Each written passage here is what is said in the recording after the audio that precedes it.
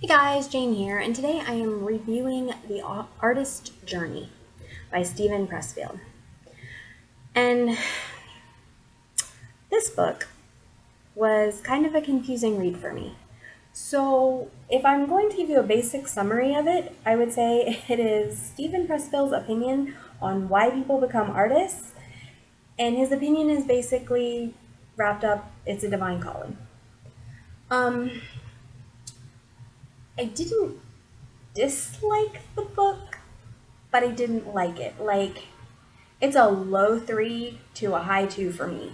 When I rate it on Goodreads, it'll be a 3, but I felt like it was a little less than my typical 3, but not enough to give it a 2. Um, there were some things I really enjoyed about it.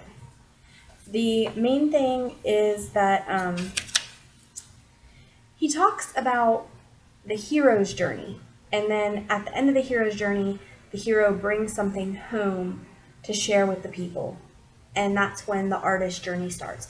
And kind of a discussion about how some of the things that we go through that are difficult and traumatic in our young life can help us become writers. And he talks about like his own hero's journey and how some of us have gone through or are going through our hero's journey so that we can start our artist journey afterwards to share after we've done our hero's journey, share with the world. That was a kind of neat idea. I did like that. Um, the book is really, really philosophical, but I just it doesn't have much that's practical. It's a very philosophical book. It's about this is why people are artists, but it doesn't.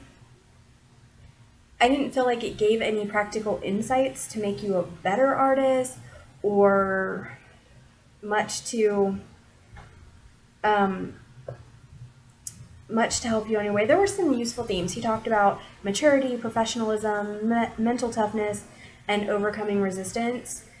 But I felt like he could have gone into more details of those things, maybe, because those are part of the artist journey. It was kind of a quick read, too. Like, as you can see, like, the pages are kind of broken into sections and, just quite a lot of white space. I think I finished reading this book in 2 hours, maybe 3. Um,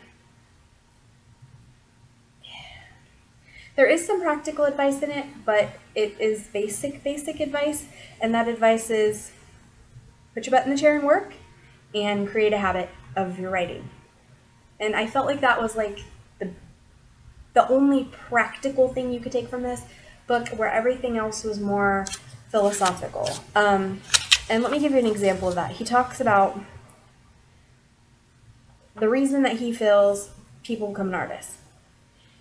And his answer, or part of it, is we too are seeking to get back to the Garden of Eden, to reconnect to the divine ground. How do we do it?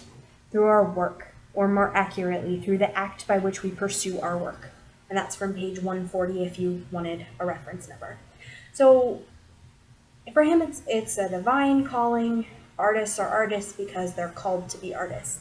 And they're trying to connect with God, the universe, whatever, through their art. And it's a cool idea. There's some interesting quotes in here. But overall, it was kind of a confusing book. I really had a hard time following a lot of places, like, especially in the beginning. There were places I was so lost that I was like, I don't really know what you're trying to tell me.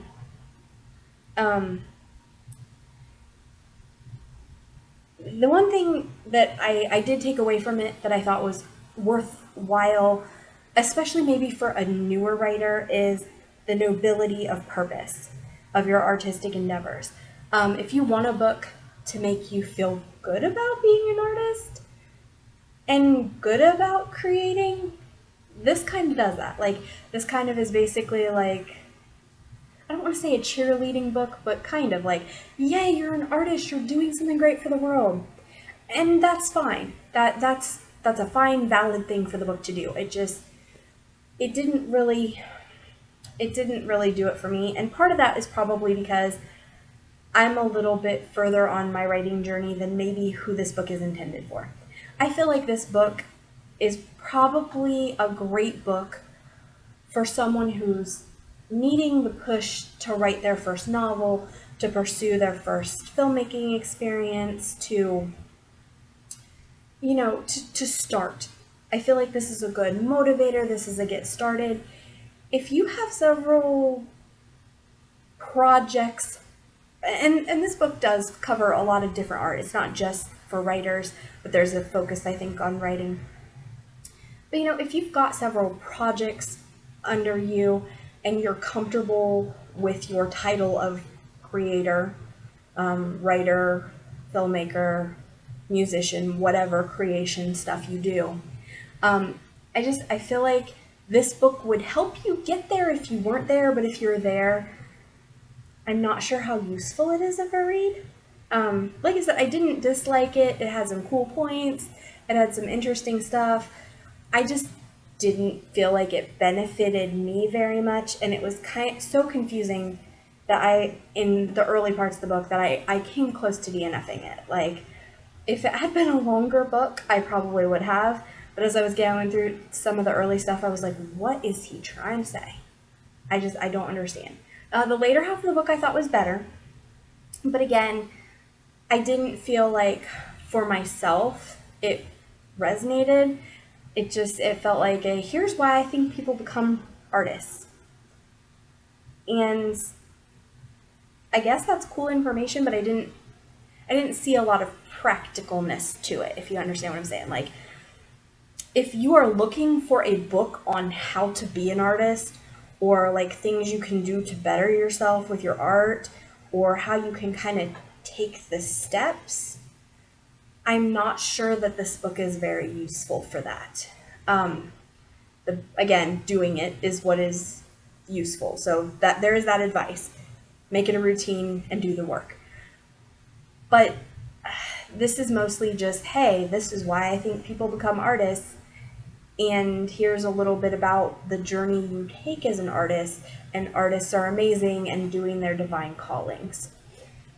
So, worth it or no is kind of up to you. If you are a seasoned writer or artist, somebody who's comfortable as a creator, I would say skip it. If you are new and you're still kind of trying to get your feeling of, am I really an artist? Why me? Getting comfortable with your role, this might have some benefit and use to you. And again, it wasn't bad, it just wasn't good, and it was maybe a little less good than a lot of the books I normally give a 3-star to. So yeah, that was my thoughts on this. Oh, one other thing that was just kind of weird, not bad, but weird. Throughout the whole book, he refers to the creative person, the artist, as a she. Which, here's the thing, like, if it had been a female writer, that would kind of make sense to me. I think he did that because the muse is feminine. But it was just kind of weird that, normally he is the pronoun we would use for encompassing people. If you don't have a gender-specific thing and don't want to say he, she, you would just say he. But the writer chose she, and the writer is a male. So it was just kind of strange. So a little bit jarring to read. So that was the other thing that was just kind of like, okay, that's fine. But I would say I'm probably in people who read it. I did read some reviews on it, had mixed opinions. There were some people who loved it, and it was a 5-star for them, and they really just loved the philosophy of, this is why people make art. So if you're interested in that, again, might be a good book. I'm in the minority, I think, that just was like, it's kind of weird. It's kind of a weird book. So anyway, if you've read it, I'd love to hear your comments on it and thoughts. Maybe you could recommend another book that has a similar theme, but that has some more practical advice, something that I could read and maybe recommend to people who are coming into writing, and that has some of the, this is amazing and it's a divine calling, but also some practical, here's what you should know, here's what you should do, here's what you should think about. My social media is down there, as is the like and subscribe button. All right, guys, see you next time. Bye.